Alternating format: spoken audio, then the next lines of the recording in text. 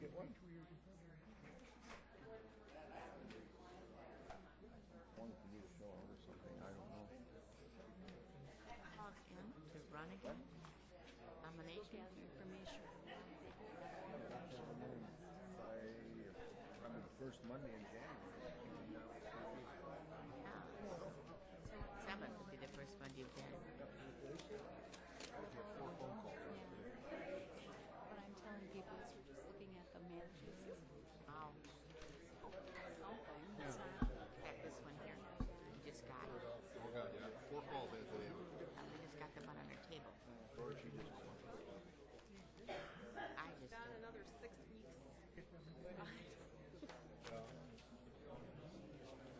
But yours was in a letter, and mine was on my table here.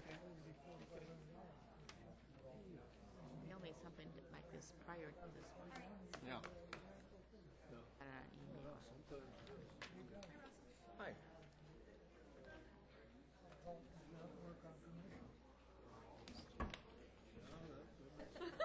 My drawer. You can't. Yeah. Budget ones. I've already been asked that. Lots of guys over here. You need the I don't ever put anything in mine. Oh, well, this isn't mine. This is somebody else's. Why is it somebody else's? Why? It's Wally Peterson. Yeah. Here's the old books. 2008, 1989. I think first lady wants to have passed out. And at the time, they had papers everywhere. So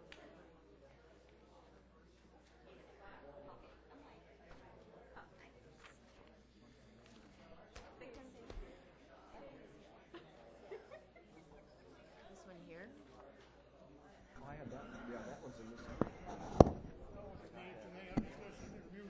didn't see that one. I will email you. So far, I haven't seen it. Okay, good enough. Thank you. Oh, yeah. There's budget.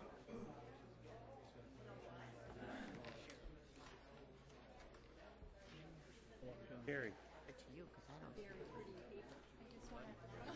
just go get them after the meeting if you want. There's an Hornet. That transfer money? Sarah and I have been kind of picking it up. We see the hot we can paper. make I know, it's good. It's good. Pretty normal. Yeah, his was really good. It really went out of proportion. Right. I talked to Joe this morning. Wisconsin.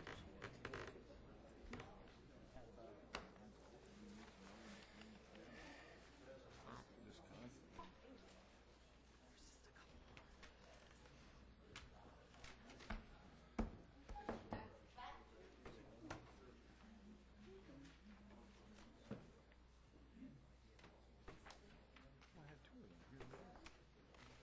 That money is on the table.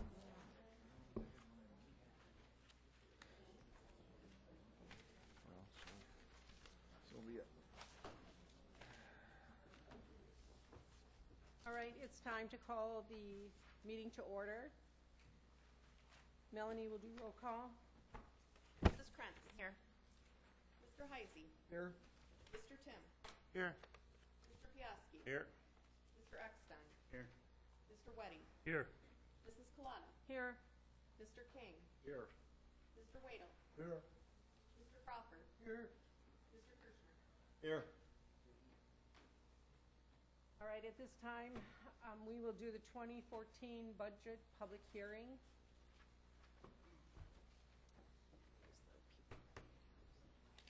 We have 3 people signed up to speak on the budget, and the first one will be George Peterman.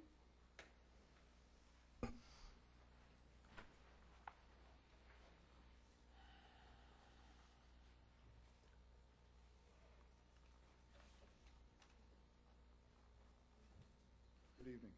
I want to follow up with the county board in regards to the informational packet I sent out to the board members in the mail. And that's the same informational packet that I gave to the Public Safety Committee in regards to our staffing concern at the jail. And I guess, you know, for the past year, I've been going to our committee and in part coming to the board occasionally about our concerns in regards to staffing. At one point, the committee entertained taking a group tour of the jail, which, as my recollection would have it, was not, I guess, attended very well by the county board. I believe there was about 4 members that showed up, and give or take 1. And we've been trying to get information out about our ever-increasing concern about our staffing. The packet that you have starts out with basically what we're seeing, and that's how I presented this to our committee, is that maybe the information that we're getting to you guys as a group is not being presented as we are seeing it. And so what I did is I put together sort of a list of our chores, a list of our daily or regular tasks that our 4 positions have to attend to. And as you can see, it's a pretty comprehensive list. And at the end of the list, I make mention that the only thing that's not mentioned in there is the actual conversations or talking with the inmates that we have to do. And that's our biggest, or largest, or most effective, I should say, inmate management tool. And at the writing of that informational packet, I mentioned that we just took 5 minutes out of our day to speak with every inmate that was in our jail that day. It would have taken approximately 9 hours of our day to speak just 5 minutes a day with each inmate. And further on in the packet, we sort of get into a history of how we got to the staffing level that we're at. And as you can see, there's information about, we have 4 positions within the jail. That's our master control, that's our housing control, the 2 operational control pods in our jail, our booking officer who handles our intake chores, and then what we call our floor officer, and they sort of handle the daily operations of the jail. And as you can see, as we progress from 2010 to 2011 to 2012 and now 13, those 4 positions have been staffed by 3 officers. In 2010, 2011, approximately 1/3 of the time. So 3 officers have to handle 4 positions worth of work. In 2012 or 12 and 13, that number jumped to 82 and 84% after we had to make our staff adjustments after the state inmates left. I've also put in information about our inmate population. In 2010, our county inmate population was at about 60 inmates. And that's when we were housing 85 state inmates as well. But the actual county population was at about 60. This year, we're on pace to average about 79 inmates at the writing of this. And I can tell you, since I wrote that, our population has exceeded 100 inmates on a daily basis. So that 79 or close to 79 number is now probably pushing 80 inmates a day as far as an average daily population. So we're talking in excess of a 30% increase in inmate population over 4 years. So we're handling more inmates on an average day and staffing it with fewer officers on an average day. And it's just, at this pace, by 2017, we're going to be at over 100 inmates on an average day. And if we don't do something about our staffing, pretty soon, and I've been trying to get this done all year, we're going to run a facility that we already believe is not safe. We're going to be running a facility that's not effectively managing the inmate population. And we're also going to be running a facility that's not addressing the concerns of the state or the federal government when it comes to the standards they wish for us to operate our facility at. It gets more and more difficult every day. And we've been, in a holding pattern for a long time, trying to get this done. We talked to the Public Safety Committee in May. At that time, they addressed that they believed we needed staff. They advised us to put in the 2014 budget. When we did do that, they pushed our budget along, or passed our budget along, but without any additional staffing. Our staffing recommendation was to add 2 additional officers in June of 2014, and then another 2 additional officers at the end of 2014, beginning of 2015.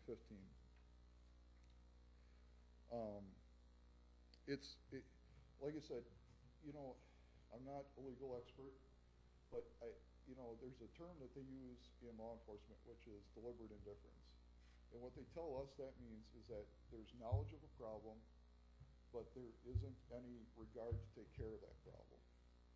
And that's where I believe we're laying at. We're laying at an area where we're trying to address a problem. We're bringing this problem to everybody's attention, and we're having, I guess, difficulty trying to get people to acknowledge that problem or to move forward on it. One of the things that is often addressed is, where's the money going to come from? There's a few things there, and once again, I'm not a legal expert, but I've been given some information that a lot of times when there's an issue at hand in a correctional facility and that issue needs to be addressed, the where's the money going to come from argument doesn't really hold water in the courts. They say you just got to get it done, you got to get it fixed. But the other thing is I sat in on a presentation by Mike Konecki, the auditor for the county, and actually got to speak to him afterwards. And he does say that there is money. There's levy limits that can be raised, and that can be done by the county board if the county board saw fit to do so, to address what we're saying is an issue within the jail.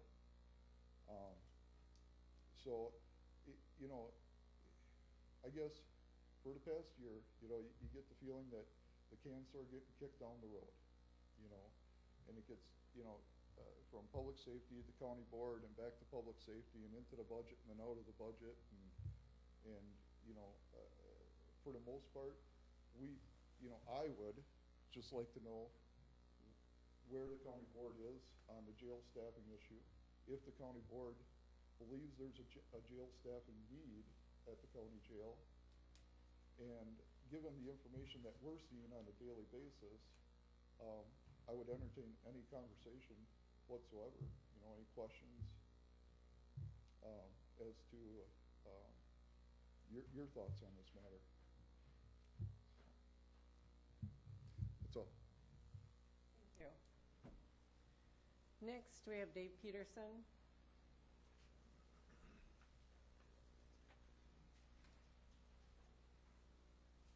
I'll try not to rehash some of the same points that George brought up, because we didn't compare notes beforehand. And I realize, first off, that we already came in at more than what our target was, but that was due to increase in wages and benefits, which we didn't have any control over. The desire after the August 14th incident to protect our officers a little bit better with tactical vests. And then at one county board meeting, I don't like coming back asking for money for squad cars, so we put in the appropriate number of squad cars to be replaced this year so we can keep the fleet up to date. Just a little bit about the jail. I guess, there's been a lot of people that have agreed that the staffing level is not adequate, being the Public Safety Committee being one, myself, my staff, the jail inspector. We go all the way back to, I believe, 2000, when the jail first opened, and look at the recommendations that they had prior to even opening the jail. So I guess I just leave that at what it is. The other thing I guess that I would just like to have you give some consideration to is that we applied for and were awarded a $125,000 grant to put one additional school resource officer in schools, which is, school safety is a hot topic around the country, and in addition to the schools, we have some responsibility for that. And like all grants, or most grants, they come at a cost to the local entity. And in this case, spread out over 5 years, the cost over and above the $125,000 grant would be approximately $35,000 a year for 5 years. I think that is a place. We got 3,000 kids in our buildings 180 days out of the year. We probably have another 300 or 400 staff members in those buildings, and we don't have to look too far. It's not the big cities. It's can be any place, including an Amish school a few years ago. I understand. I've been involved in local government for a number of years. I understand everybody's concern about raising taxes. And it certainly is something that you folks are elected to take into consideration. But I also think that, like George said, we all knew that this day was coming. We've been kicking the can down the road, and sooner or later it comes to rest. And nobody wants to see their taxes raised, but at the same time, everybody expects that we have a safe communities, not only for our residents, but for the 30,000 people that come to visit us in the summer, which is a big part of our economic impact in this county. So I guess I just hope that you would consider some of the options that we've expressed to county board. We've expressed them to several committees, and then you got a tough decision to make, I guess. Thank you. Sowski is next.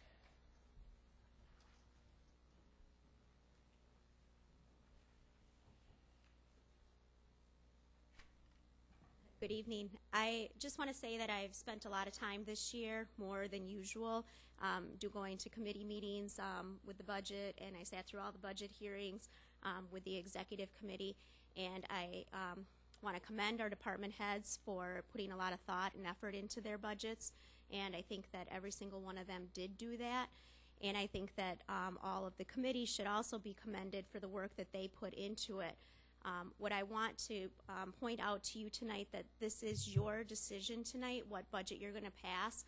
But please keep in mind that if there's something in the budget that you don't like, you can't just deny the budget. We need to have a budget. So if you are going to amend it, that's your prerogative. But you need to tell us where you want to cut that. And I would strongly recommend that you cut in specific line items if you're going to make that decision to cut. Because I can tell you that sitting through the budget hearings, just saying I'm going to take away $10,000 from this department is really not going to cut it, because most of the departments are running on a shoestring at this point in time, and you're down to cutting programs, and staff is the decision of the county board, not the department heads or the controlling committees. And so as you go through the budget and you make your decision tonight, please keep that in mind, and if there are places that you want to cut, please be as specific as possible, because it makes it easier for those of us who have to implement it. Otherwise, we're going to be going back to the controlling committees and say, what do I do now? And somebody eventually is going to have to make that decision. The other thing that I would like to point out is that I think that this process is going to get more difficult as time goes on, not easier, and we've been saying this for a long period of time. But as you are aware, there were several county departments who had what might be called a rainy day fund. You know, the county board at one point in time had let a handful of departments keep money that they did not spend in their budget year and put it in a reserve account for when something might happen. And that day has come, and we've been asking them for the last 2 years to tap into those unreserved accounts instead of putting more money onto the tax levy. Well, those funds are being depleted. And when those funds are gone, there's no more reserve. Everything is going to be on the tax levy. And so you're going to get to the point where it's not just a handful of departments who are asking you to increase their tax levy. It's going to be every single department. And so even if today is not the day where you have to make those tough decisions about what programs the county is going to fund, that day is coming, and it's coming sooner rather than later. And so I just want you to keep that in mind as you're making your decision, and as you know that this process will happen again next year.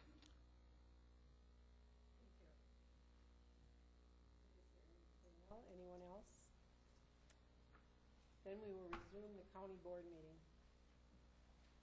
We'll stand for silent prayer and pledge of allegiance.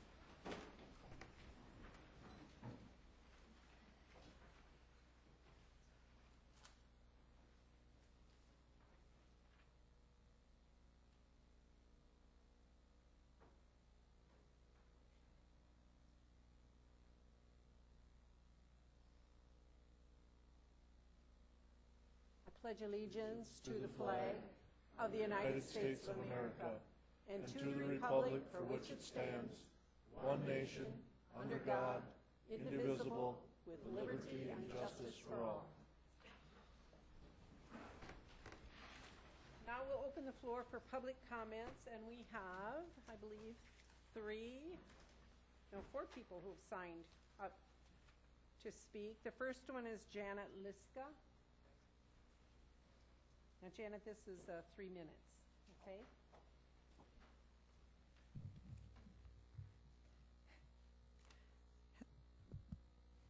Hello, my name is Janet Liska, and I'm here tonight representing a group of concerned citizens to speak about a proposed new building that would, among other things, serve noon meals to senior citizens.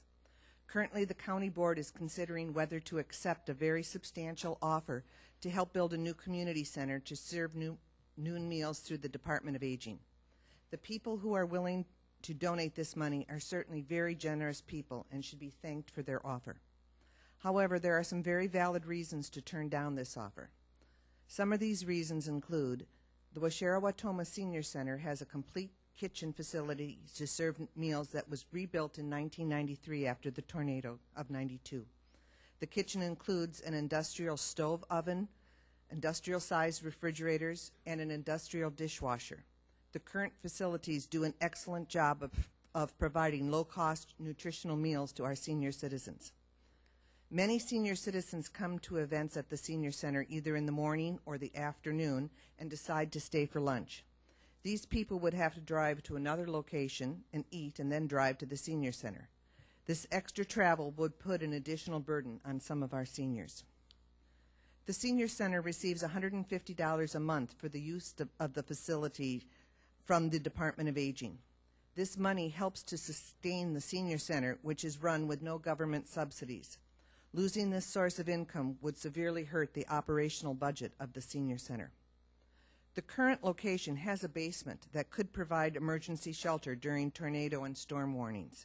The plans for the new meal site do not include a basement. The generous donation will not cover the entire cost of construction. Also, the maintenance cost of the new building is likely to exceed the $150 a month currently paid to the senior center. An overwhelming majority of the people who regularly go to the senior center for noon meals prefer to keep it at the senior center. I'm going to present the board tonight with petitions signed by over 150 residents of the community, many of them who either belong to the senior center and participate in the noon meal program. The petition reads as follows. We hope with understanding and thoughtfulness that the county board does not allocate tax dollars to build and fund a community center with meal site in Wautoma. We further hope that if this is to happen, a referendum will take place for all to vote so that the wishes of the people are known. I have provided copies of the November 2013 Senior Center calendar to show some of the various activities that occur in the morning and the afternoon. The very philanthropic people who are willing to donate a substantial amount of money towards this certainly should be thanked for their very generous offer. Hopefully they will find an alternative way to use this money towards the benefit of our community that will provide needed services that are not currently being provided elsewhere. Thank you. Thank you very much. Next is Eileen Westfall.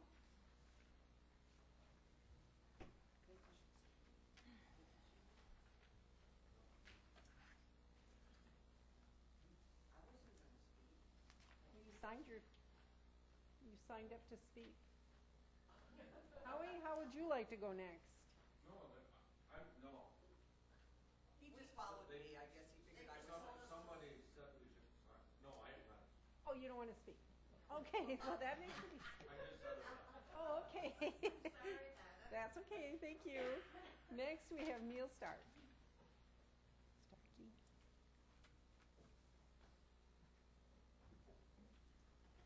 At least I signed up.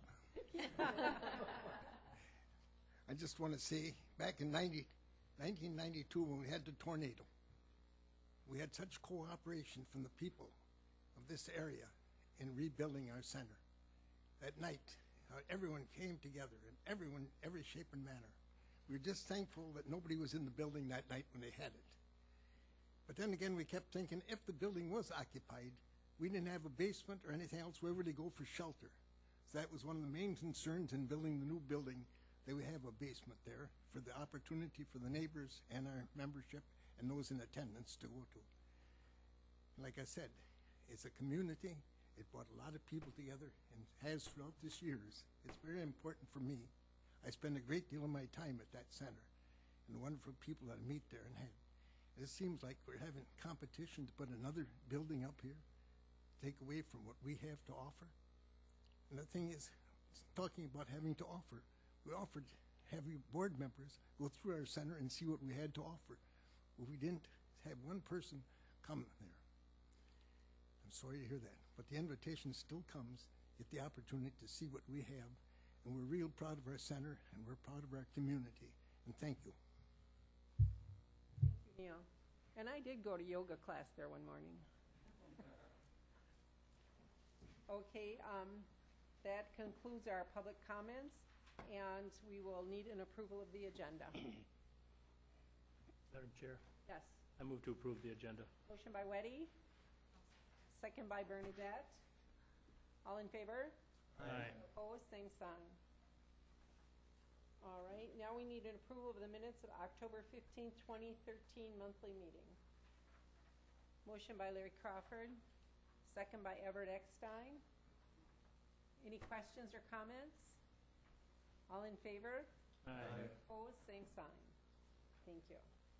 Now we'll go to old business, which is the discussion and possible action item on the Hancock EMS building.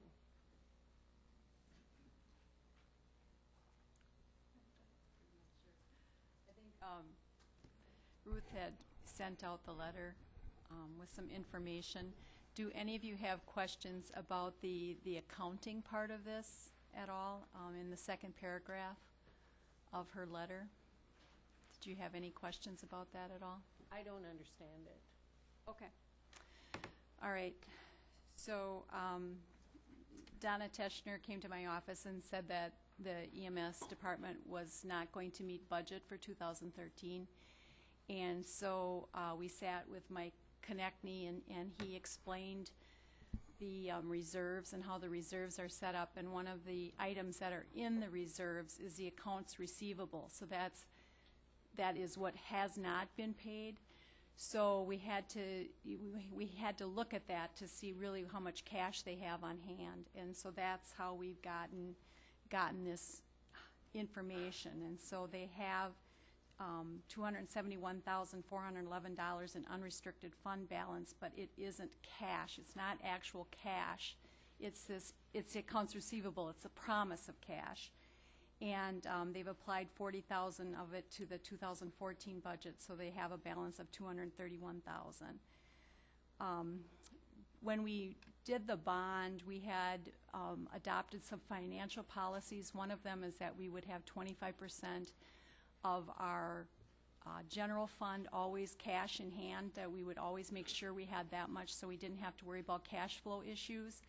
And when I talked to Mike, he said, well, 25% for the other governmental funds would probably be too much, but he said you should have at least 10% in hand. So what he's saying is that you should keep that reserve. You should not be spending it. So I know the department has some other ideas of, how to come up with that $250,000, whether it be, applying the ambulance restricted fund or the donation fund. But this is just what the auditor is telling us, that they should really not be spending that 10% reserve.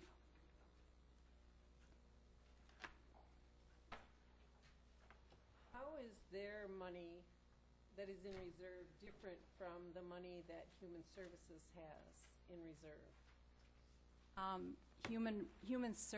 Human Services would not have that large accounts receivable. I mean, they would have some, but they have over, I think, $1 million, if I'm not mistaken, in their reserves. So they do have more of that as cash.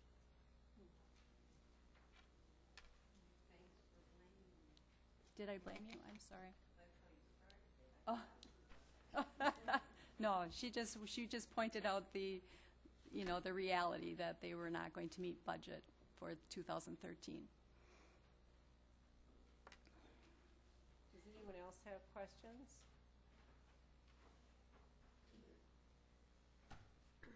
I think that right now, the way our EMS director is leaving us, Yes. for those people that don't know, and I guess right now, we don't know which way we're gonna go, so I'd hate to have us forget about this building in case something comes up down the road that we hire a new director and we stay in this. It was suggested by the people that did the study on the whole thing that a building in Hancock would be very feasible. And so I guess my feeling is that I would like to see this just put on hold for right now until we find out, until the committee finds out what they're going to do and we get a new EMS director on board or whatever we do. I would make that into a motion. I'll second the motion. Okay, we have a motion, a second, to put this on hold indefinitely. Was that Supervisor Weddy? That second? Yes. Okay, thank you. Okay, we have a motion and a second. Are there any other questions or comments? How long can we keep this on hold? Well, now, once the committee makes a determination about how they're going to move forward with the department, they would bring it back to the county board for approval. Exactly. Anything else? All in favor? Aye. Opposed? Same sign.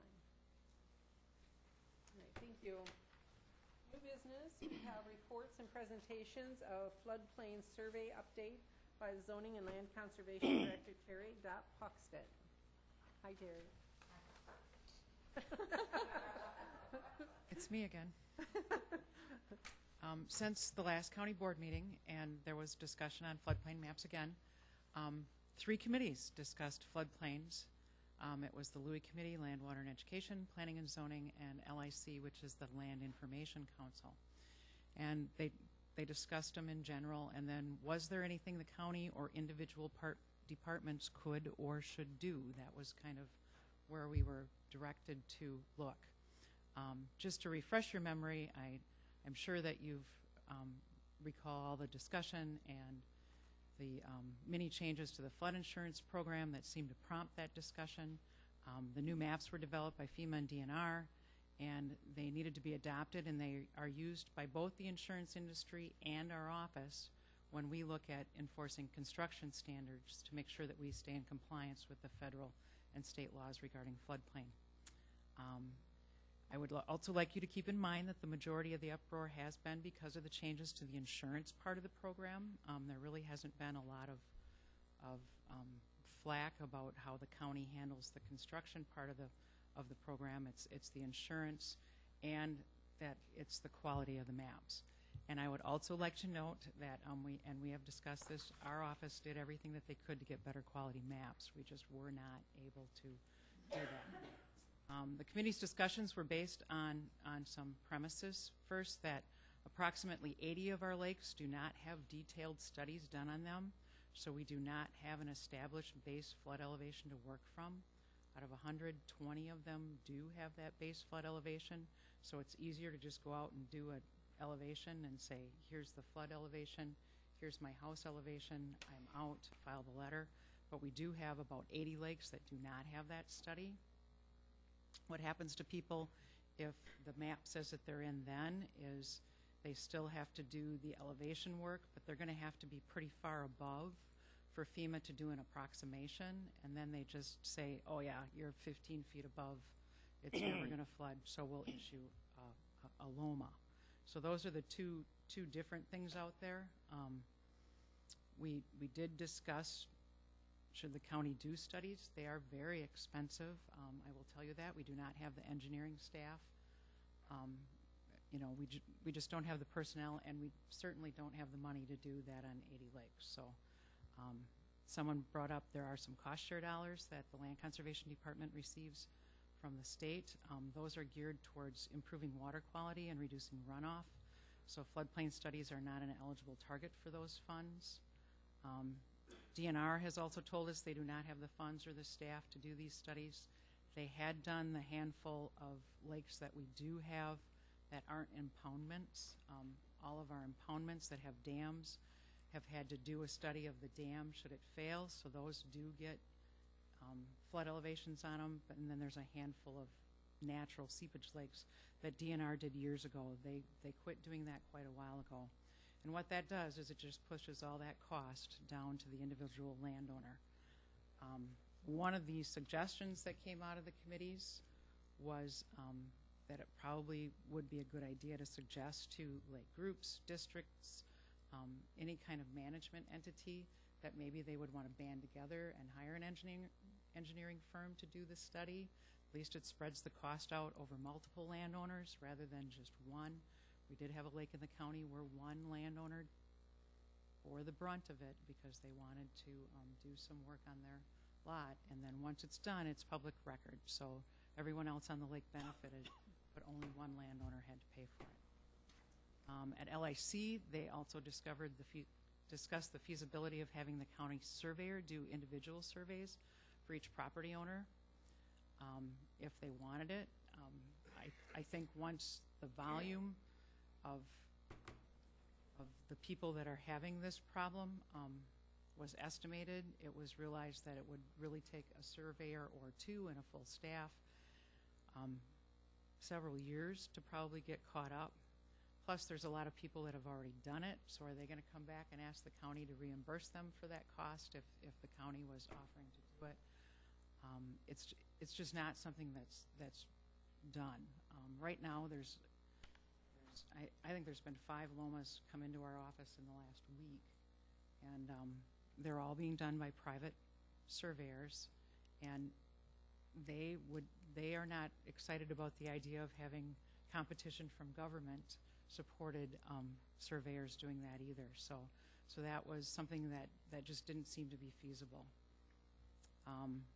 And then even if you did want to do that, is it fair to help a few people and not everybody? So how do you decide who you're going to help, who you're not? It just became an overwhelming thing that we couldn't figure out how to navigate through, other than that people were probably going to have to do it themselves.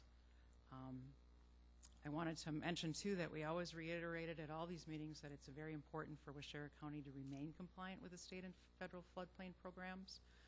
Obviously, if you're constructing in a floodplain, we want you to do the minimum construction standards, so we protect human health and safety, property values.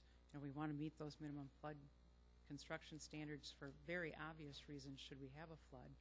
But it also keeps Waushara County eligible for state and federal disaster aids, should that ever be necessary. And we did receive federal aid after the 1992 Wautoma tornado because we were in compliance. It also keeps Waushara County eligible for emergency preparedness grants and other assistance, and this applies to all emergencies. They don't just differentiate if you have a flood or a flood plan. It's everything. In conclusion, we certainly recognize that there are problems with maps. There were problems before. The data was still inaccurate when they prepared the new maps. We still have problems. I have noticed that they got better in some areas, but it's obvious that they got worse in others.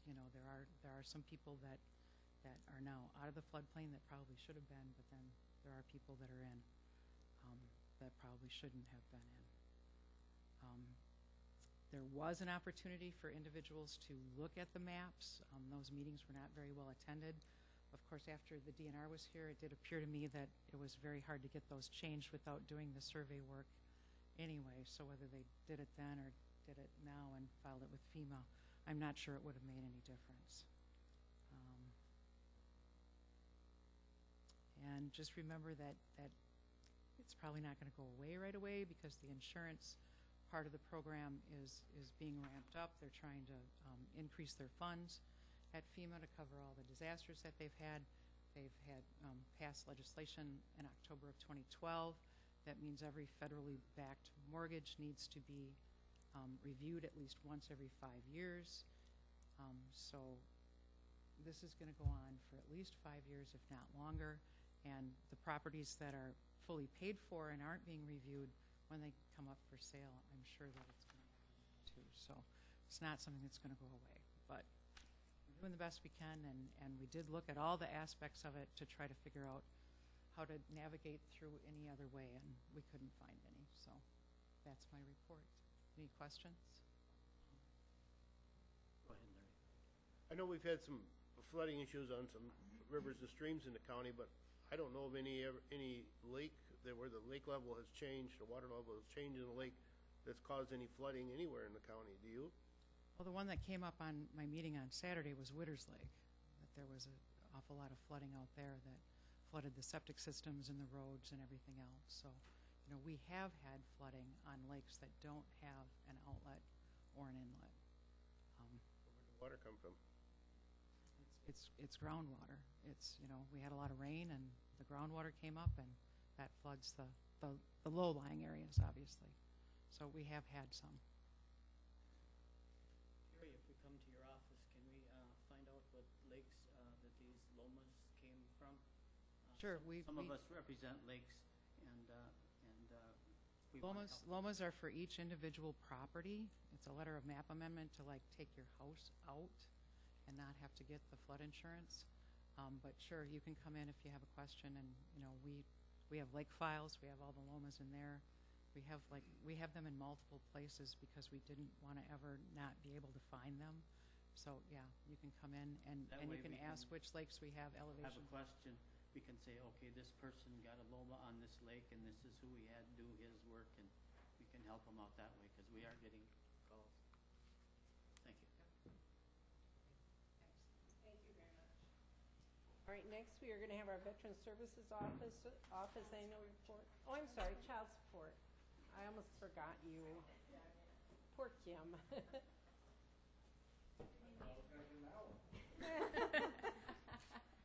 I'm here to report on the Child Support Agency.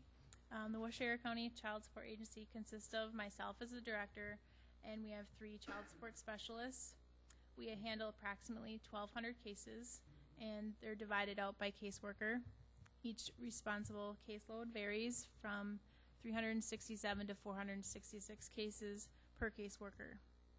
The child support program helps families become independent and remain self-sufficient by establishing paternity and obtaining and enforcing court orders for child support and medical support. It is a cooperative local, state, and federal effort to ensure that both parents are supporting their children. At the local level, we have cooperative agreements with the Clerk of Court, Corporation Counsel, District Attorney, Family Court Commissioner, and the Sheriff's Department.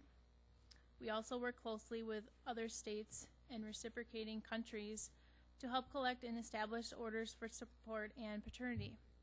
Currently, we're assisting with 21 incoming cases where we have had a request from another state for someone who's living in Wisconsin. We also have 36 outgoing cases in which we're requesting assistance from another state to help with our court cases and collections. The Child Support Agency is regulated by the Federal Office of Child Support Enforcement, and it's managed on the state level by the Bureau of Child Support. There are 4 federal performance measures that we have to strive to meet the target percentage of 80%.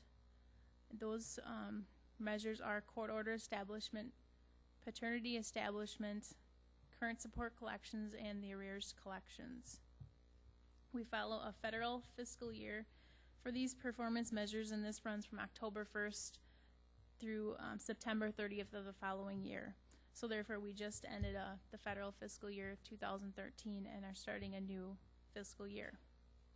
In federal fiscal year 2012, our Child Support Agency increased performance on court order establishment and paternity establishment rates. Our office will continue to work with the courts, the cooperative agencies, and economic support to ensure that our county's processes are efficient and that we're successful moving forward in the next fiscal year. Our goals include improving customer service and increasing our current support and arrears collections. So unless you have any questions for me, I thank you for your time tonight. Anyone have any questions for Kim? I'm sorry, Kim. Her first time at county board and to speak, and then I skip over her. Sorry. All right, next. I guess because it was Veterans Day yesterday, I was thinking about Bill. Now we have Veteran Services. Are we going to be able to roll the beautiful bean footage? I've got that presentation.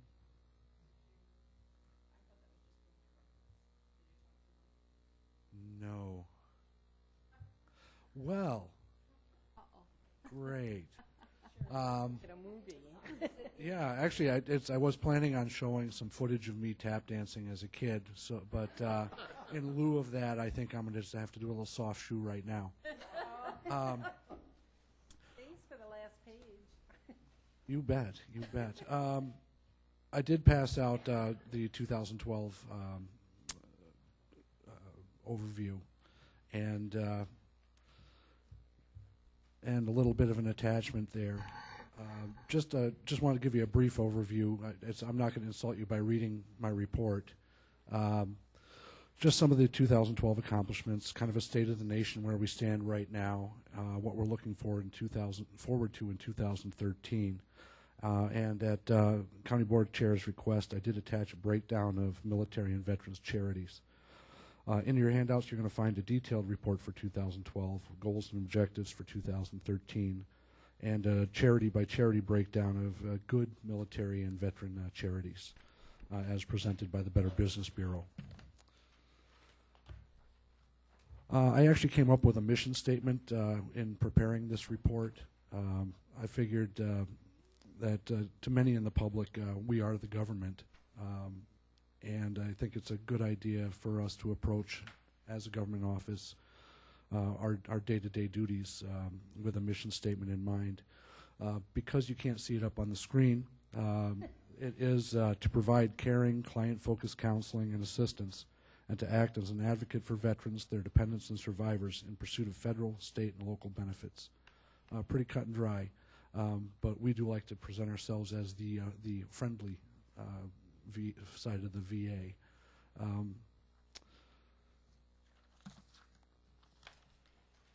The census numbers that were reflected in the 2012 report are based on projections.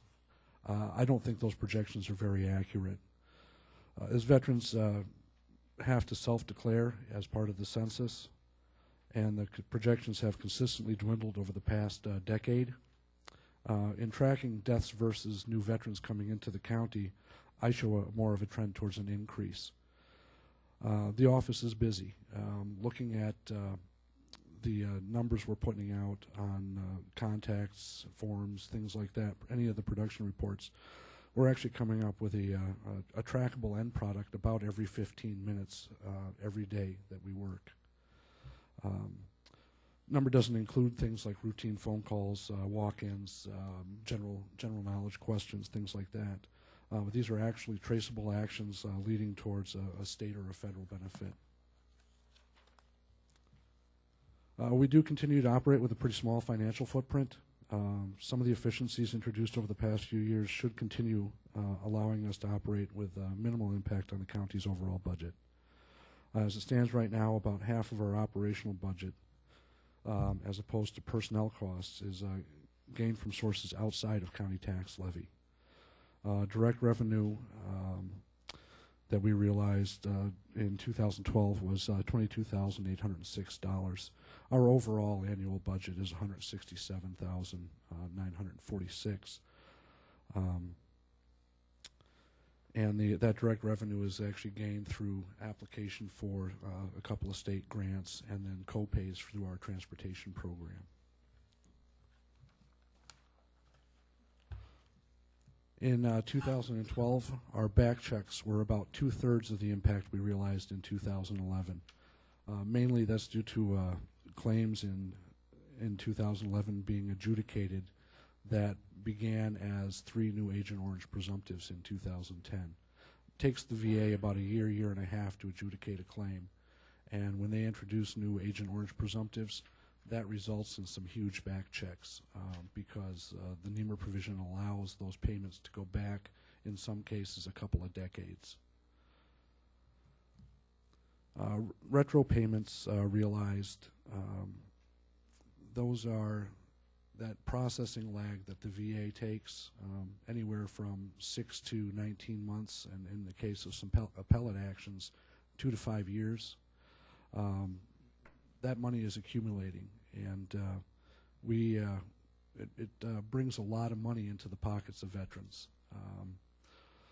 I had one case that was adjudicated last year that brought in about $363,000 into the pockets of one survivor of a veteran. I was pretty pleased with that one. So was she. Education benefits that I have in the report there are most part are being spent in surrounding counties.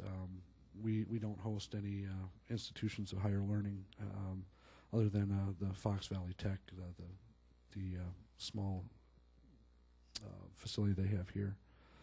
But that's just federal expenditures. It does not take into account the money that is saved through participation in the Wisconsin GI Bill. The Wisconsin GI Bill is actually a tuition remission. The University of Wisconsin system does not realize any direct payments, but the veterans and their survivors who are eligible for that benefit realize a savings in that they don't have to pay the tuition and segregated fees. They have not come up with a reliable way of reporting to me how much money that this area's veterans have saved because of participation in that program.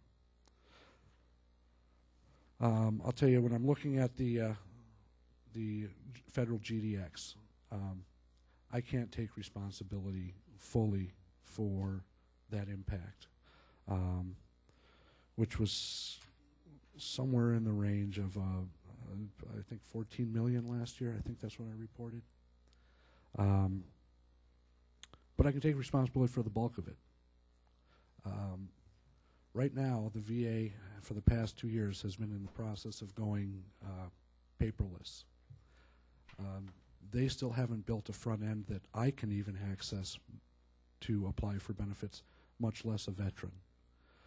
They do have their e-benefits portal, which through personal experience is woefully inadequate.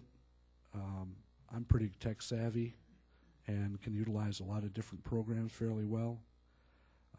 And I had trouble filing a claim through it. I cannot imagine a World War II vet without a computer actually gaining benefits that way.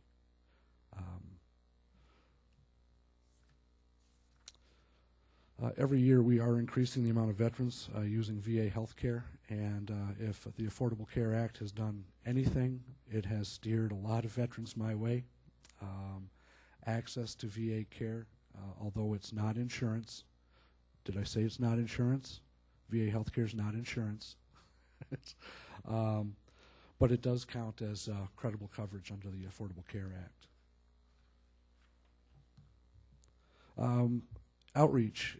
We do conduct outreach in a number of ways. We have a publication, a monthly newsletter called the Vets Vantage. I run regular articles in the Argus.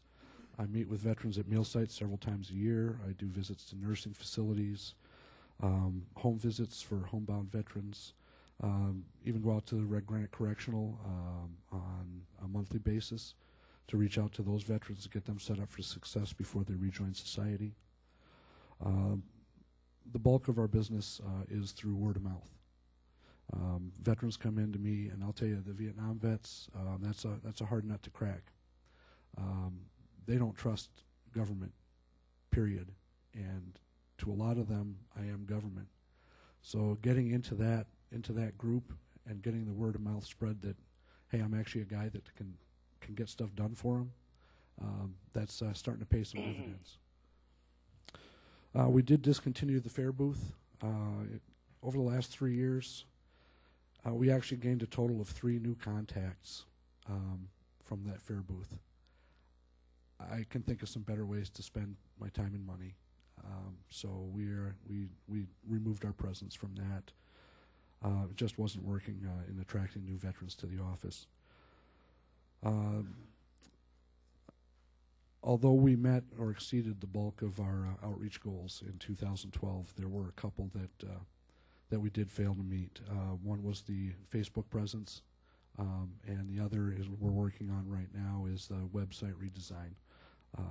Reaching out to the OIF and New Dawn and Afghanistan veterans, it's going to require that electronic presence. Accreditation training was a really big focus in 2012. In order for me to legally represent a veteran to the Veterans Administration. I have to actually go through a different office. And those are the veteran service organizations or national service organizations, such as the Disabled American Veterans, American Legion, VFW, the institutions that have a brick and mortar presence in Washington, D.C. To meet and maintain those accreditation goals, they put some pretty severe training requirements on us. And in 2012, gaining accreditation for my benefits specialist was a focus because it doubles the productivity of the office. I can tell you that now, as we stand today, both Dawn and I hold accreditation with every national service organization that has a presence in the state of Wisconsin. There's not a veteran in Wisconsin that we cannot legally represent.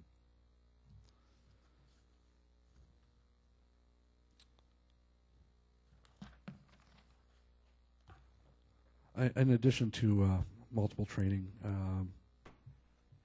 I think having a good base of networking to extend our knowledge and influence is pretty important. In addition to the resources that are listed in the report, I am a member myself, as is Dawn, active members with the National Association of County Veteran Service Officers. We can tap into VSOs nationwide. We're linked up through a forum where we can ask questions if we run into something we've never seen before, and get answers for just about anything.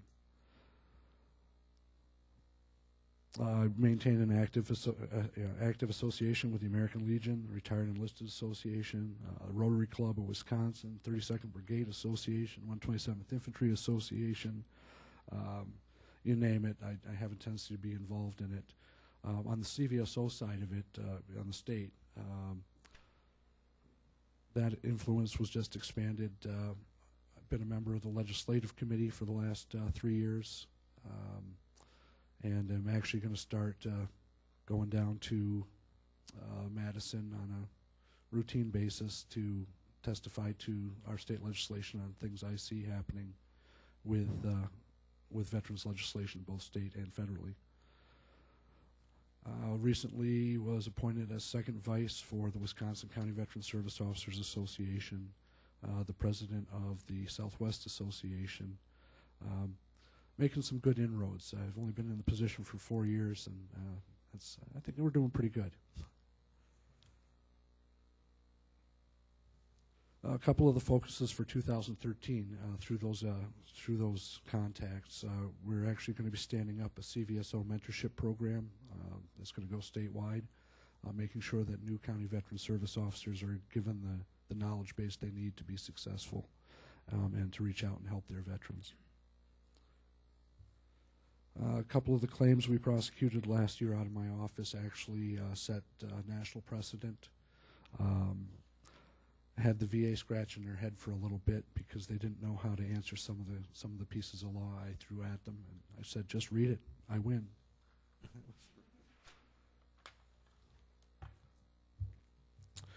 We do continue to make improvements to catch up with the electronic world we now live in. This has been a stepped approach as money has been pretty tight, and big VA's maneuverings have been pretty hard to predict. We managed to implement some foundational efficiencies that allowed us the flexibility to adapt to requirements as they became known. And the upcoming year will finally find some resolution in linking us directly to the VA's paperless environment. They still haven't fully done that, so it's going to be interesting to see how I do. And it's going to take some adjustment. I have to look back, I think 7 years ago, our office was still operating with stubby pencils and paper. Still had a typewriter. Now we're actually moving into an environment where the claims are going to be processed without paper, period. It should be an interesting adjustment. Looking forward to 2013, I did put the goals and objectives in the handouts, but big things are increased involvement and influence of the Veteran Service Commissioners. I may have talked about it at last year's update. Act 36 changing the head of agency for the Wisconsin Department of Veterans Affairs kind of threw my world into a tizzy. It took a board of Veterans Affairs that was representative of veterans statewide and relegated them to an advisory role, and it took the secretary of that department and basically made him into it was a governor-appointed position. Changed how that office could be approached in managing benefits for our veterans statewide, and actually removed our seat at the table so that CVSOs had no input to veterans at the state level, or how veterans benefits would be handled. There was one agency that maintained some legislative power, and that was the, let's see if I can get this right, the State of Wisconsin County Veterans Commissioners, County Veterans Service Commissioners Association, which to this point is a totally defunct and impotent association. In the CVSO Association, we're actually taking an active role in standing them back up. This would give us an association of representative of 3 veterans from every county in the state of Wisconsin speaking in a united voice. There is not a mountain they could not crumble with that voice.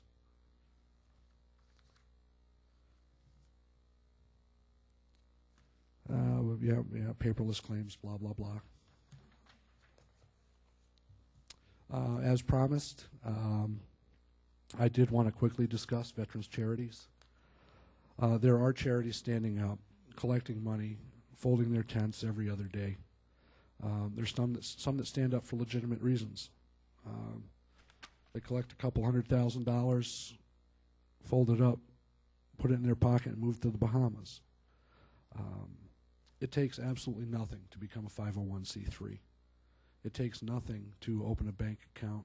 It takes nothing to have a post office box. I could stand up a charity tomorrow, collect a couple $100,000 and say, yeah, okay, and 99% administrative cost. Thanks very much. See you later. Bye. What am I saying here? I'm not saying that charities are not a good thing. Charities are fantastic. But I give the same advice anytime anyone comes to me and says, what charity should I give to? I say, research, research, research. Better yet, give locally. Seek out people that you want to give money to. Seek out local people, local charities, local support. Give it to them. You know you're going to help your neighbor.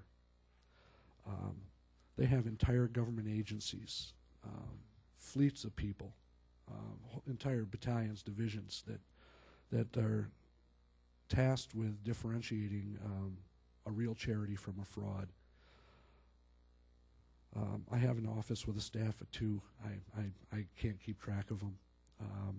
But the Federal Trade Commission, the Better Business Bureau, watchdog organizations such as Charity Watch, they can. They have some great stuff online. My suggestion, if you want to give on a national level, is research the absolute living heck out of that charity first. I'll tell you, just putting together that list, it really opened my eyes to a couple of things that I did not know. You know, some of these charities with some just exorbitant administrative costs. You know, I saw one CEO, and if you hop on the Better Business Bureau, they'll actually tell you how much these the boards are being compensated. They had one that was making $300,000 a year. I have a problem with a charity that has a head of agency making that $300,000. That's just me personally. So in your handouts, you will find a list of military and veterans charity that's currently tracked by the Better Business Bureau. They base these grades on 20 different standards. They're given a grade, and it's pretty much a green light means go kind of grade. I went into each of the reports, and the charities looked at how they were spending their money, because I do think that's a pretty important point. And the report's pretty self-explanatory. I will be posting that on the website, and I appreciate you I appreciate you twisting my arm into this, because I think I'm going to publish it and put it on the website on a regular basis. My advice, again, when it comes to charities, and we're right here, right around Veterans Day, we're at the point where you're going to be getting some huge mailings, a lot of emails, a lot of phone calls. Give locally. Don't respond to unsolicited mail, unsolicited emails, unsolicited calls. If you want to give money to someone, seek them out. Even some of the Better Business Bureau's approved charities have some pretty exorbitant administrative costs. Research. A quick Google search for charities is going to give you so much information it's going to boggle your mind. Or you can save yourself the time and trouble and just give to the Veteran Service Commission right here in Waushara County. I'd be happy to help you spend that money.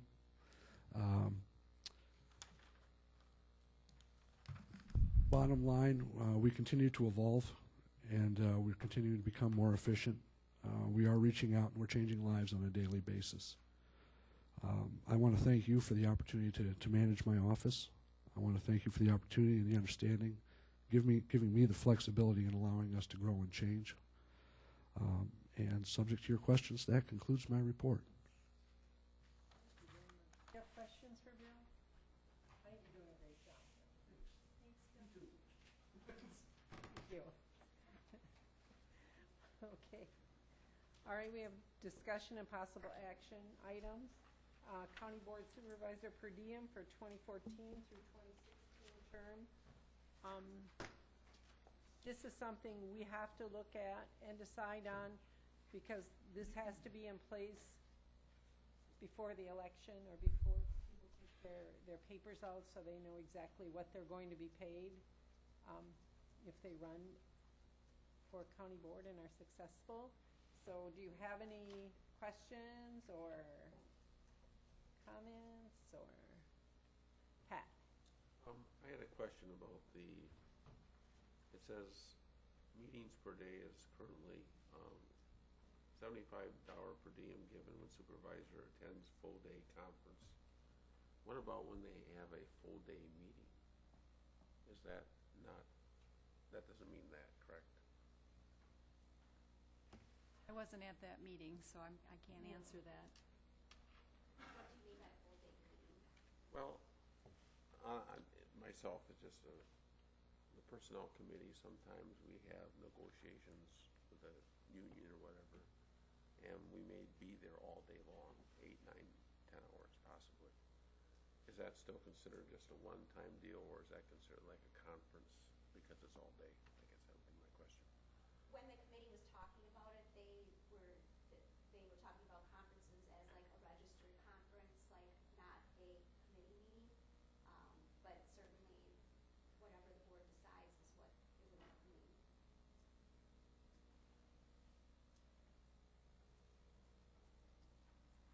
You have this sheet that you got, and we came up with this as a guideline, and certainly it can be discussed and changed if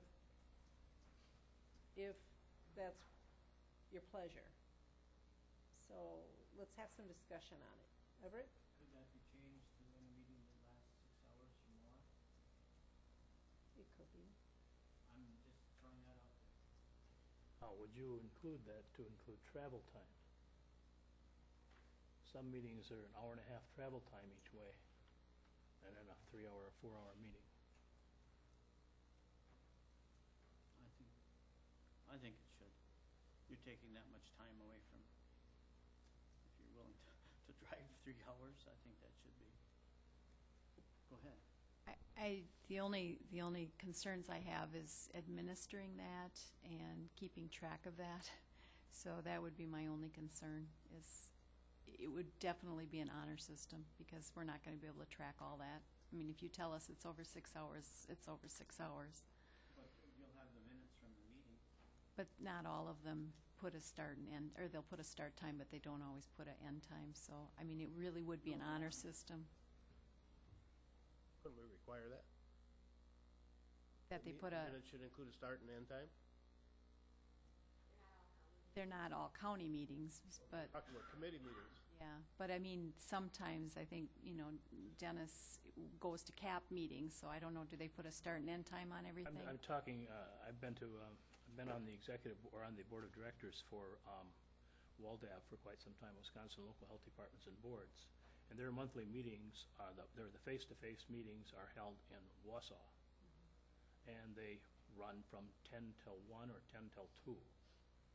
And that's not including travel time. That's what I'm speaking to. Sure, and I understand that, but again, from the folks that process those vouchers, it really will be on an honor system, because I won't have any way of confirming all of them. I think what Corp Council mentioned with the full-day conference specifies that it's a full-day conference as a scheduled conference rather than a meeting. So I think I would tend to agree with you on that.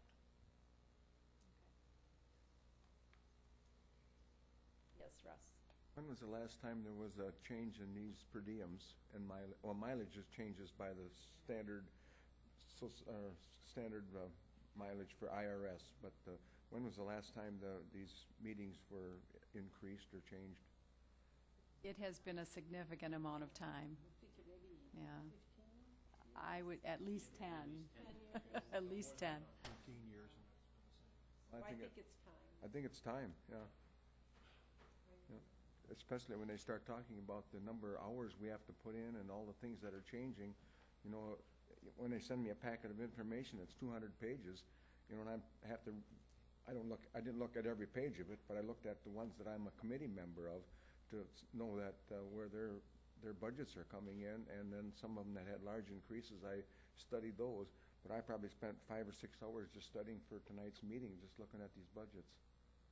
So.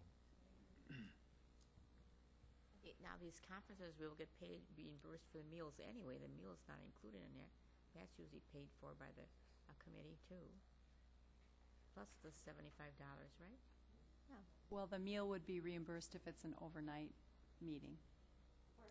Or if it's part of the conference registration fee, then it's included, yes. Yes, Larry. I don't know if this is the time to bring it up, but this here 3 meetings a day gets me. I mean, it's not fair for me to sit there into a meeting, 2 guys gets $40 and I don't get paid. I think it should be so much a meeting. Huh? You think it should be $40 a meeting, no matter how many meetings you have each day? Yes. Any other comments on that? Yes. Well, I had another meeting scheduled for today. The people that set it up actually weren't even aware that we had county board tonight, so, That happened to Larry, too. So you just go, you just suck it up. Does that happen to many of you a lot, that you have 3 meetings in a day? I know I've had a couple, but does that happen a lot? Probably 2 or 3 times a year for me.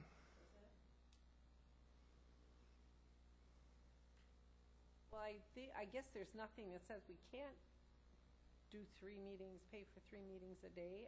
Ruth, was there the restriction on county board day? Was that the restriction in the statutes? But nothing on non-county board days, there's no restriction.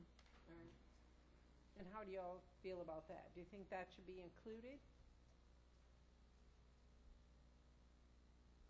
I think if you go to the meeting, you should be paid. I mean, whether it's 1 or 2 or 3, I mean, and like Larry said, it happens maybe 2 or 3 times a year, and it's never happened to the committees I've been on, but I'm sure Dennis and some of the other ones maybe have, and Everett maybe have had that, so if they're doing their job attending the meeting, they should get paid. If you don't go, you don't get paid. It's that simple. And if you don't feel comfortable, I guess maybe it's time not to run for re-election. Harsh. Me? Anybody. Anybody. Well. No, I agree. You're actually saving the mileage if the person's in town, you know, for that second or third meeting. You know, if they stay in town for that extra period of time, you chalk up the loss of the mileage. They don't get paid for that, and the county doesn't have to pay it. So then should we say a maximum of 3 meetings a day, or? I would agree to 3 meetings a day. That's, I don't think you could fit more than 3 in. I mean, No. if you had 2-hour meeting, it'd be, take up a day. Day and then one at night is what Yeah. usually happens. Because when I had Long Lake, I didn't get paid for one of the lakes because I had Mara Lake and Fish Lake and Long Lake all same Saturday. And a lot of them do that. Yeah.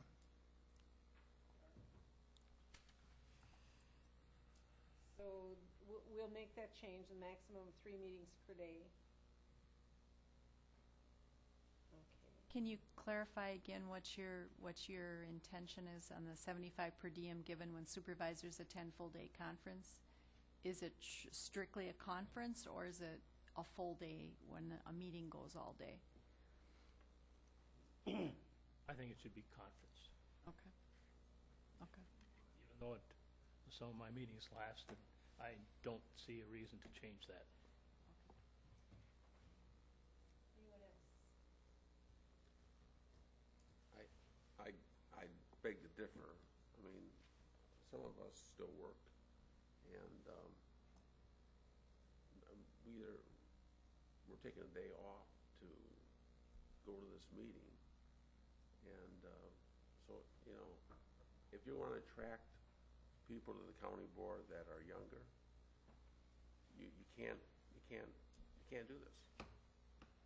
I mean, you're not attracting those people unless they're wealthy. That's what I'm saying. So, Do you want to propose some sort of language then for them to consider as far as an all-day conference or a full-day meeting? well, you know, I would think if you're going to be at over 4-hour meeting, you should get a per diem the same as the county board meeting.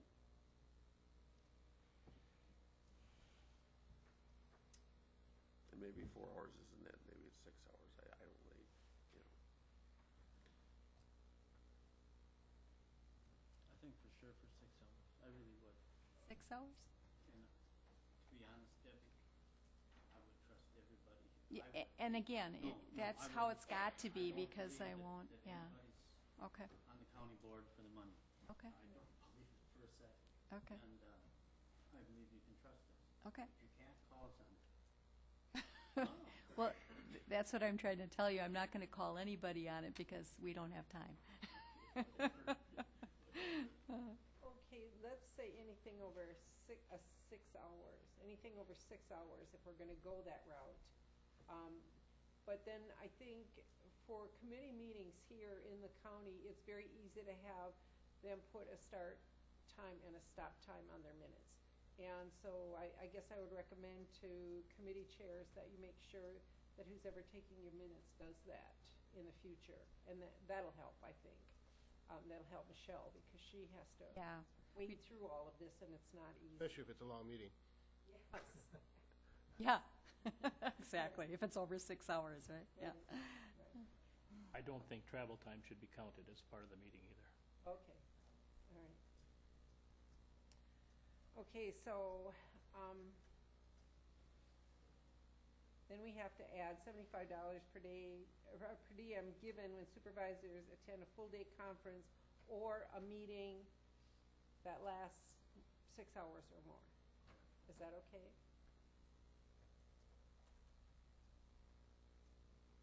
Anything else you want to discuss?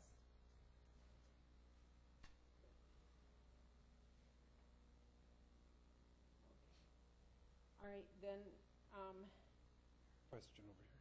oh, I'm sorry, yes, Everett? No, I make the motion to accept what you just said. Okay. And do we have a second? Second by Larry. All right, now, does everybody understand? The only thing we're changing on the sheet is a maximum of 3 meetings per day. instead of 2. And then the last thing, the full-day conference or a meeting that lasts 6 hours or more. Everything else will remain the same, right? Okay. As listed on the sheet. As listed on the sheet. Okay. Yes. Okay. I do have one. Mention that this has also happened in zoning. We've had meetings that went to 1 o'clock at night. I guess I'll put Donna Teschner on the spot. Donna, do you think we have to make any adjustments to their budget, to the county board budget? Because we haven't, this is the first time we've really talked about it. Do you think they'll come in budget okay with this change? I think, I know it's not a huge increase. I know, I'm really sorry to put you on the spot like that, but do you think they'll be okay? I think it's going to increase their cost by between $6,000 and $7,000. Do you think they can absorb that without changing their budget request? Okay. Okay. So I guess unless you change this, unless you change the budget request, you might be over budget, and we'll have to deal with each of you severely. Okay. Yeah, but you go to a conference, it's more than just 1 day conference anyway. You go, it's 2 or 3 day conference, it's never just 1 day. But you get the per diem per day. So even if you're at a conference for 3 days, you get, correct? Is that how you've been doing this? Okay. Obviously, Bernadette has donated some time to us. I have. She must be the rich one.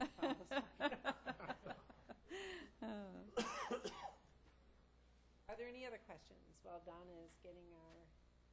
I can tell you just from looking at the budget document, in 2012, we spent $49,460 in per diem.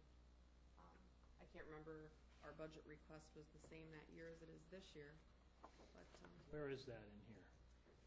It's on page 11, the leftmost column that says 2012 actuals.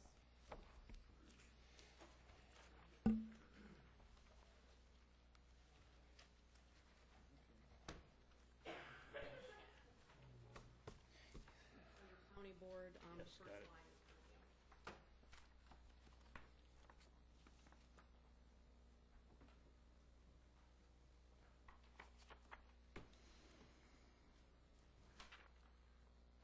Was there a change between 2012 and 2013 because there was an increase of $9,000? I don't recall, I don't think there was. I think we just happened to come in under budget for whatever reason that year.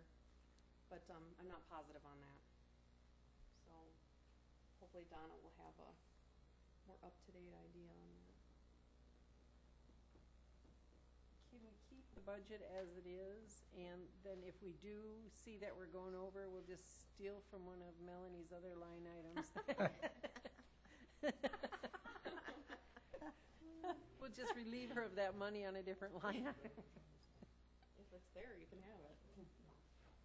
Well, I mean, I don't think we can, at this point, change the budget, right? We can? This is the time, We yeah. can. This is the Okay. time to do it. All right. Yes. Don, I'll shoot you. Yes, right. And Ruth, they can make their motions separately. You could proceed, you can proceed with changing your per diems right at this time, and then you'll deal with the budget part when we get to the budget part. We have a motion and a second. Any other questions? This will be an aye no vote, according to Ruth.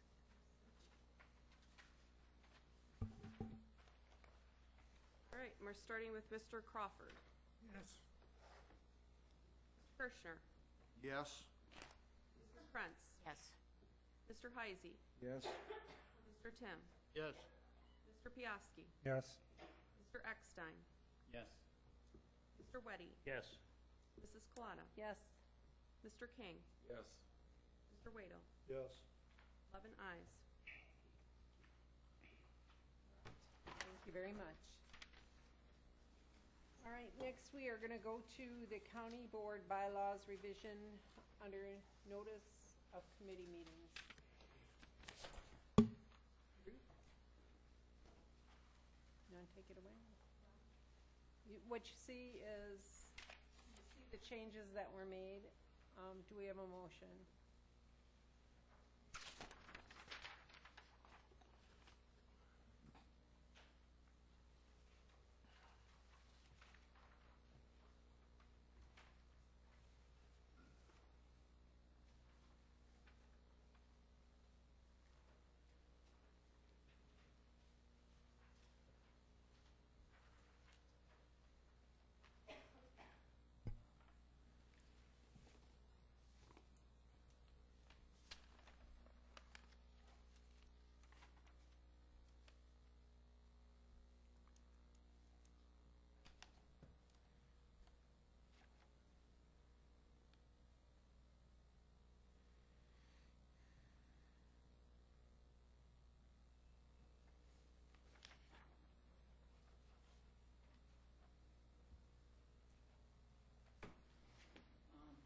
Yes. Madam Chairman, on number 7,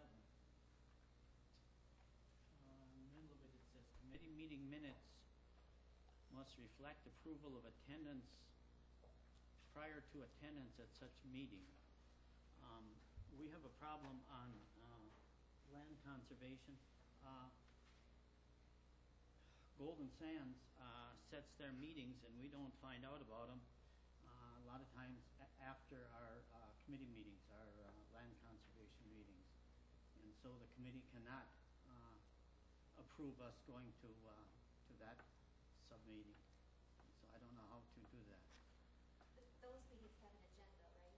Well, certainly. There was an issue with some meetings that didn't have an agenda. Okay. So the executive committee was trying to come up with language for those meetings. Okay. That if you were going to a meeting that didn't have an agenda, that the committee had to give you pre-approval before you would get paid for it. Okay. So- I guess I misunderstood that. Yep, State that here, though. I might have taken out the agenda part. So that it would be, Sorry. In 2012, they had 58 in per diem budgeted, and they spent 49. So there's, if you didn't change it much, I couldn't get the printer to print out. Okay, thank you, Donna. so I could put, after the second sentence, members so attending shall be paid their actual necessary expenses in addition to their per diem for attendance at such a meeting if, or with presentation of an agenda, period, if no agenda, comma, then it would be committee meeting minutes must reflect approval of attendance prior to. Well, what kind of meetings would not have an agenda? I thought all meetings were required to have one. Well, I believe that one of the instances that came up, it was a cooperative agency meeting where it's just a group of people getting together to talk about what each of their departments is doing to try to keep each other informed. And it's more an operational thing, it's not an agenda meeting. But there was county board supervisors that were attending it and then they were denied their per diem.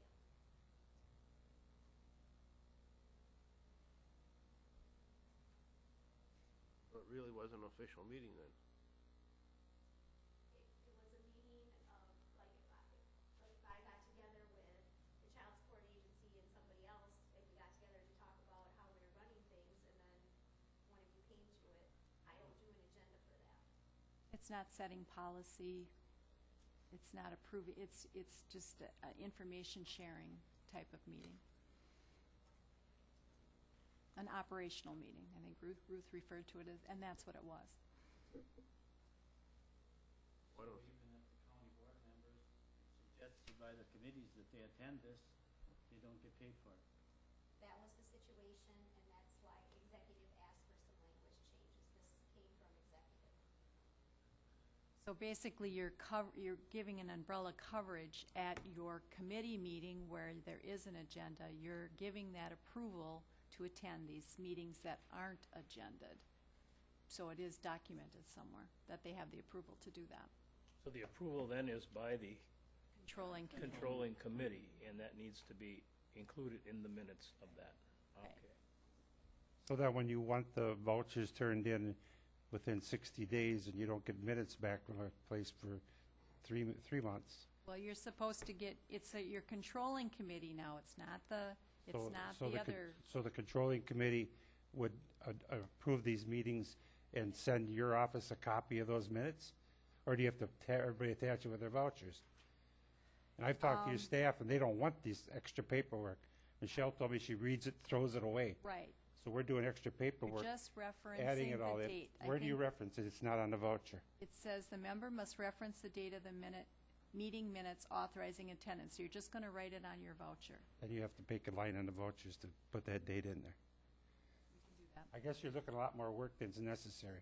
Michelle told me she doesn't need all that. She trusts the supervisors that put the vouchers in. Well, obviously there was a problem though, and then Michelle calls Donna and says, does this voucher get approved or not approved? And then we look at it and say, our bylaws say that there has to be agenda, that there's no agenda, no, it doesn't get approved. And then there's a complaint. That's how it came to us. I mean, I just didn't make this up. Yeah, There was a complaint. We're trying to follow your rules. So if you don't want any of these rules, take them all out. Well, I guess it's making it cumbersome, and I've talked about the agency meeting with Terry from zoning, and she's the one that calls these meetings, and I've asked her to put an agenda out, and she doesn't want to make out a county agenda for that meeting. I guess if that's what she needs to do, that's what she needs to do. It would cut out all this discussion that we've had, all these bylaw changes, and we don't need to keep changing these bylaws for a little thing like this. Oh. Like Everett said, if you can't trust them. I didn't mean it the way it came out, Joe. Well, it's true, though. I don't think anybody's here trying to claim extra meetings. That meeting is one of the, You were there and I was there, and that's what brought it all up. Mm-hmm. that was one of the more informative meetings. It's a very, it is a good meeting. God, there were 4 DNR people there. The problem is when you, these are your bylaws, and so when you put that language in the bylaws, we didn't make that up. You guys put that in there, so we're trying to follow it. And Well, then this other instance happened, so these are your bylaws. So you decide how you want them to be, and we will respond accordingly. Well, I voted against these in executive because I think it's too cumbersome and adding all these. And I submit my agendas for outside meetings. I've done it on myself because I feel that at least you should know where I'm attending a meeting that has a voucher thing. And I was appointed by our committee to attend these meetings, otherwise I wouldn't be going to them because I just don't need to drive to Point or to Madison just because I want to go to a meeting.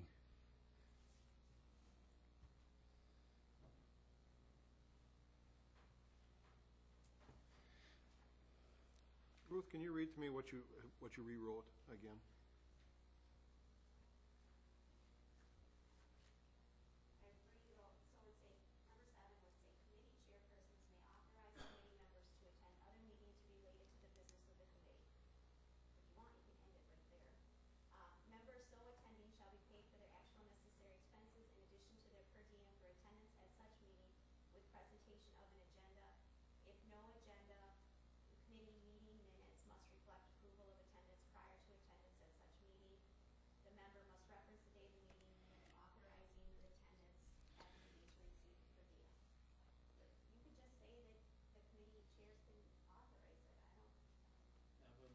It would make it an awful lot simpler, wouldn't it? All right, now the practical question is, how do you want us to monitor that? Do you want us to call the chairperson and say where they approve, that is one of those rules that, what do you want, how do you want us to administer that? Wouldn't the chairperson have that included in the minutes? And secretary of the committee include that in the minutes if the chairperson appointed you or somebody else to go to a meeting? Wouldn't that be the way to do it? But that is kind of what is being said here, is that it's said that way in a lot of words that don't need. It's in the minutes, so. Yeah.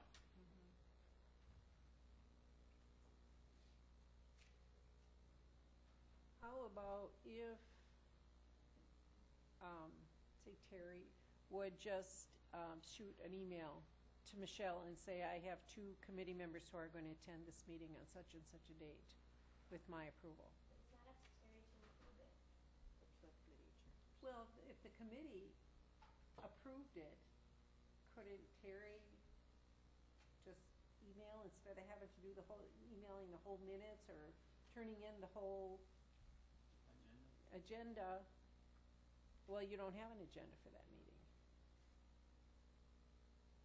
If you had an agenda, this wouldn't be a discussion. I'm sure that that's not the only meeting if there's not an agenda. No. There's lots of us that meet together informally on lots of different occasions, and we don't have agendas. We get together and discuss what's working, what's not working, and then go on. When you say lots of us, you mean just the employees, or are you including county board supervisors? Well, I think county board supervisors could be in attendance at some times. You know, I don't know that they are all the time. Because if it's all just employees, then there's no doubt about them getting paid. But if supervisors are there, then we have to have, it has to be agenda. I think this whole thing has kind of morphed over time. I think when I first started, it really only was county meetings, county committee meetings that people were paid for, and then as folks got more involved statewide or nationally involved, you know, they started asking, can we get per diems for this? So this thing has just kind of morphed over time. But however you want the rules, we will try to administer them the best we can.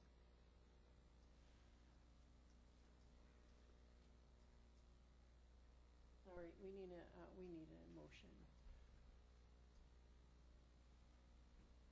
I think we should just get paid for agended meetings, you know, if you just meet informally with some group somewhere, I don't think they should be paid every time for that.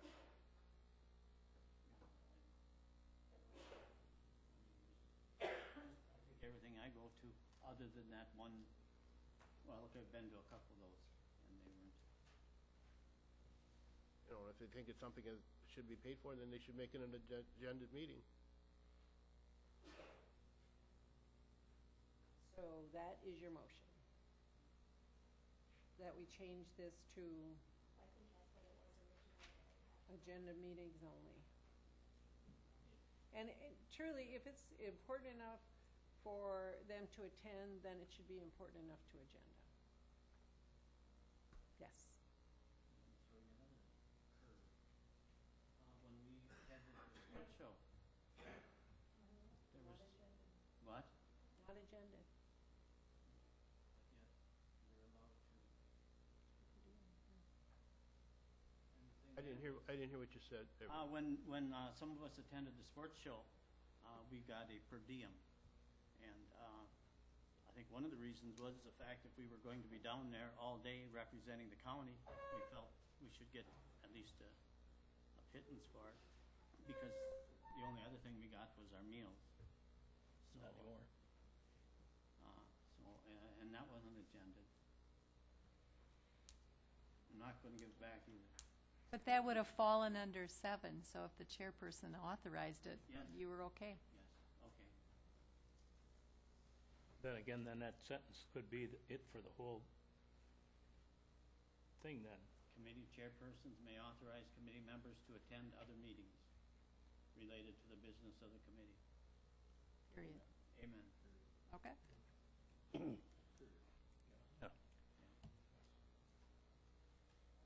Well, the second sentence says their expenses can be paid too, so maybe that should be part of it.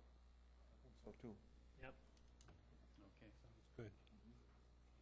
Thank you, Larry. Okay, is that a motion? I'll make it a motion. All right. Just the first two sentences of that, of number 7? Yes, ma'am. And I'll second it. Okay, we have a motion and a second. All in favor? Aye. Opposed? Ruth, do they need a roll call vote for bylaw changes? No, it just has to be 2/3. And Okay. since it was unanimous, it's That's a good sign, okay. Great, thank you. Now we are at the 2014 personnel policy changes. And I believe this all went out in your packet.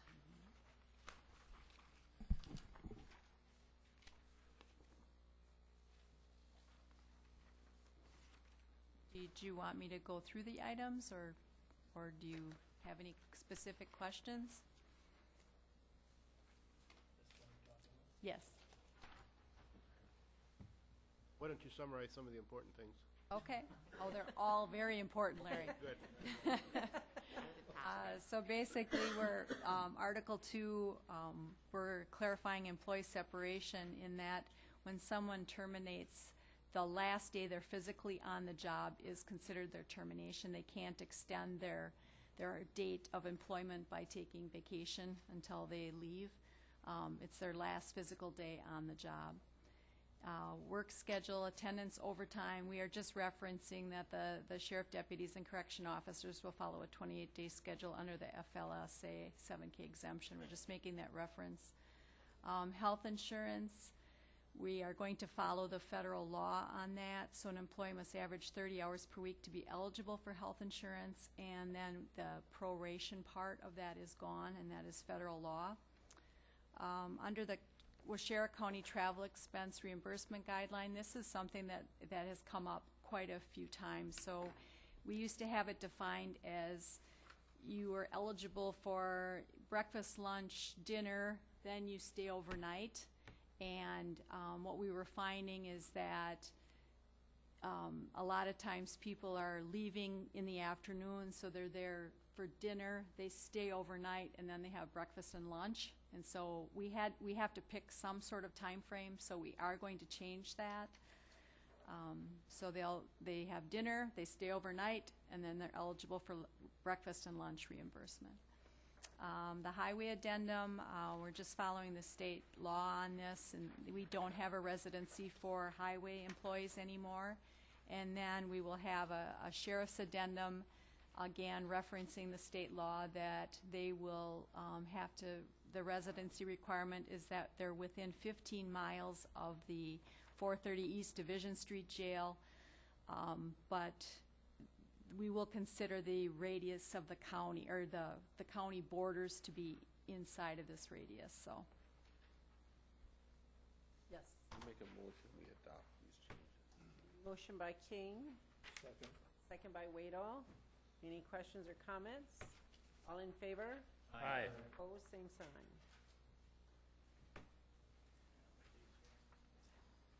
All right, we have consideration and possible action on the following resolutions and ordinance. Resolution number 47-11-13, resolution approving the Waushara County 2014 budget appropriation.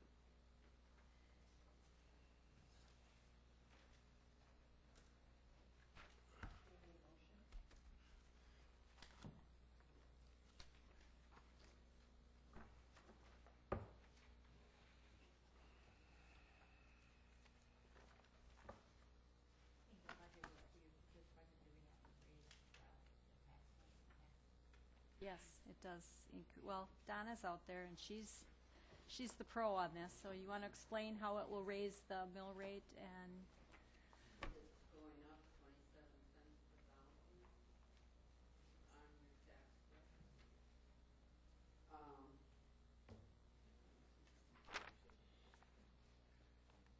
We are using some of the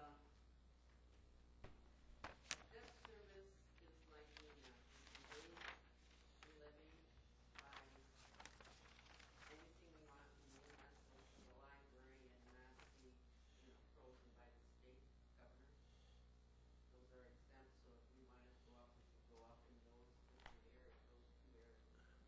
We also have debt service that we're paying of $800-some thousand, which we could also use to offset if we're frozen at $500,000 on our budget, and we go up to 7, we could use 200,000 of that debt service, and that's what we're doing here. And that's probably part of the reason it's going up, but there was nothing that we could do. I mean, the sheriff had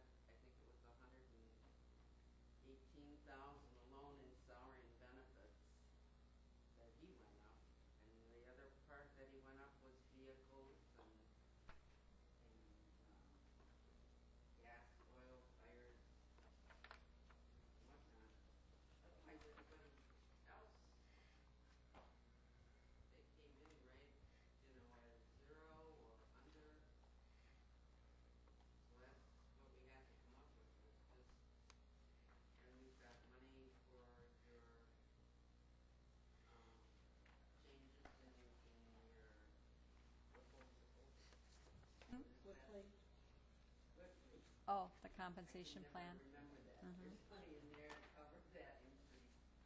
And, can't think of anything else. There's money for the court security officers. Yes. And the highway department was given some of their salary and benefits above zero. And Yes.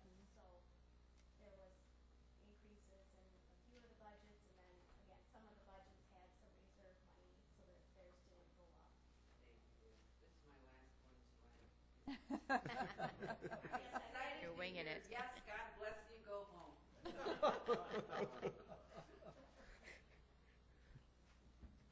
Yes, Everett. I talked to some of the people on the committee where the budget did go up a little bit, and they assured me that they couldn't seem to cut any more, and they had cut some already.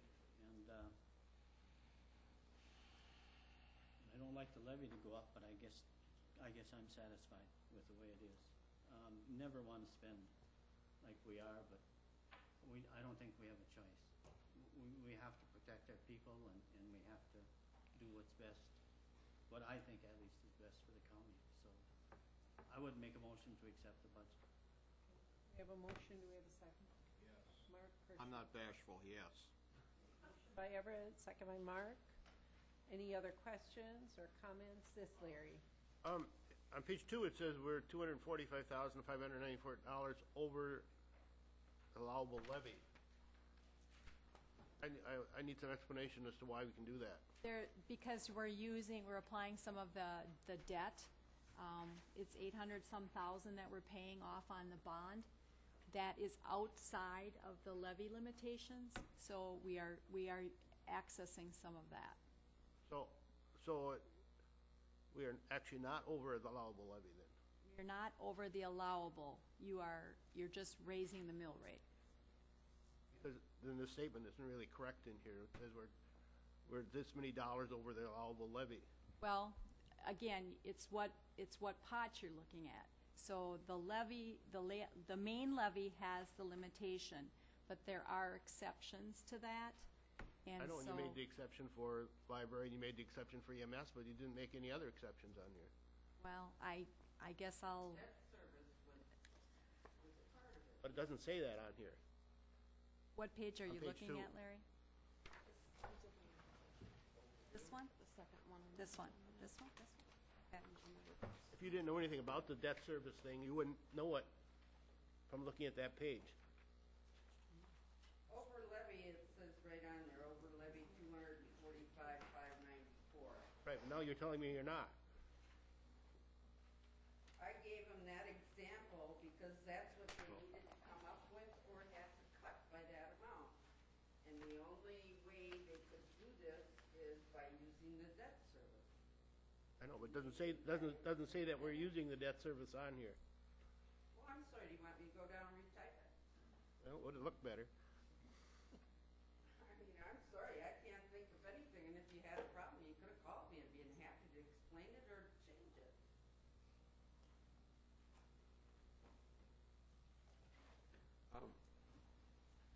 Question I have is, Yes. if you go over the budget restraint law, it can affect you negatively the next year. Is it, they're gonna put the county in that position or not? If my understanding is because we have that debt allowance, and it won't adversely impact us. They figure the counties out a little bit differently than they do the cities. They don't have the expenditure restraints that the city has. And so I don't think it's gonna hurt us. No, next year when we get the thing back, they're gonna subtract that debt service. Yeah, 'cause they- completely from yeah. there and freeze us at what the construction, like, if it goes up 2% construction-wise and it'll increase by $50,000, they'll add that 50,000, and then you have to work with that total again. It will not affect you one way or the other. At least that's what the auditor said, and that's exactly what the IRS said when I called. Because they look at it, they look at each pot differently. So you have just your general levy, that's the one that's frozen.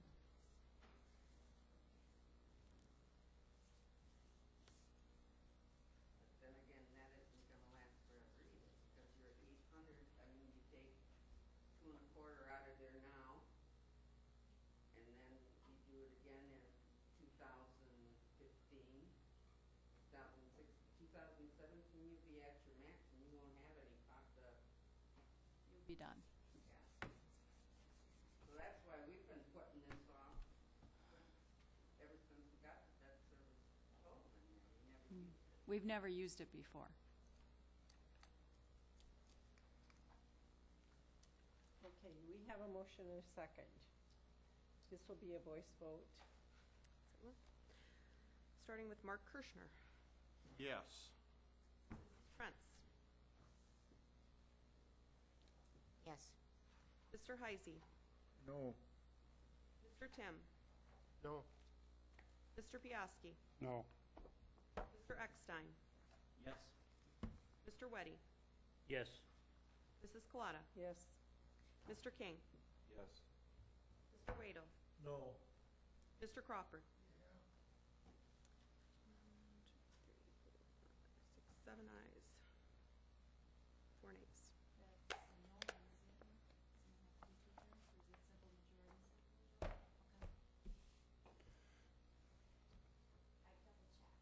Thank you. Good job. All right. So it is adopted. Resolution number 48-11-13, support of proposal by Prosperity Southwest Wisconsin requesting state financial support to county economic development organizations by providing annual grants of up to $24,000.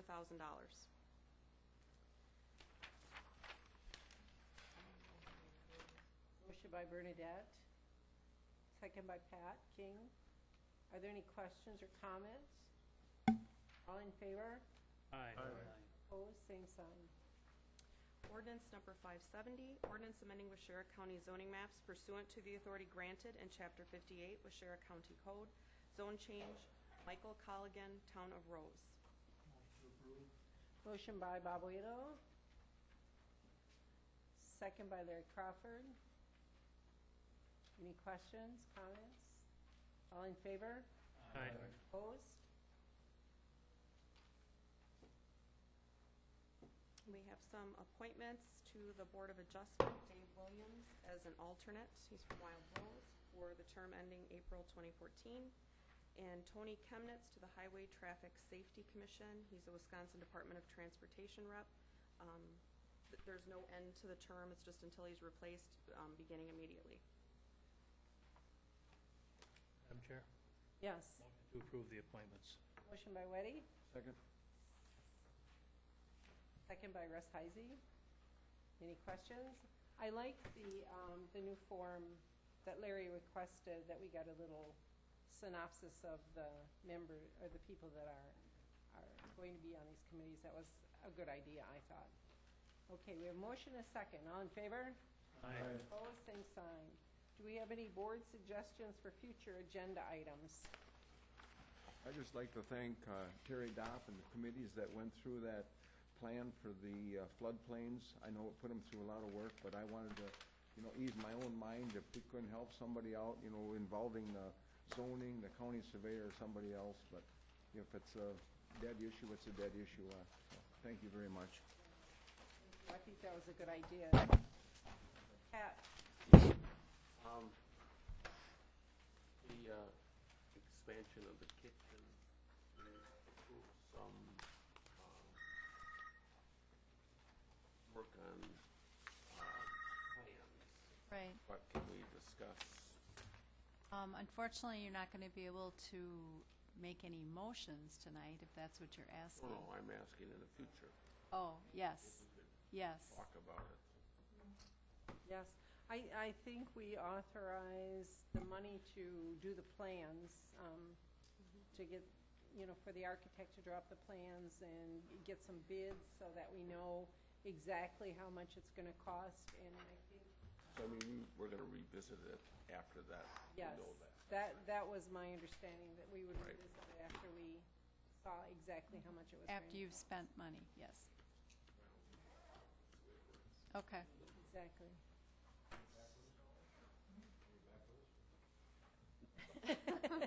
All right, how did it work, Larry? How did it work? Took it off. Doesn't have it on anymore. All right, we need a motion to adjourn. Everett, Dennis, all in favor? Opposed, same sign. Here, Ruth, you have one more. I have no idea. It's all in my book when I get back home. I think how many years in that big thick book already. I think I bring that big thick book with me. Oh, my goodness. Oh, this ought to be a longer video too.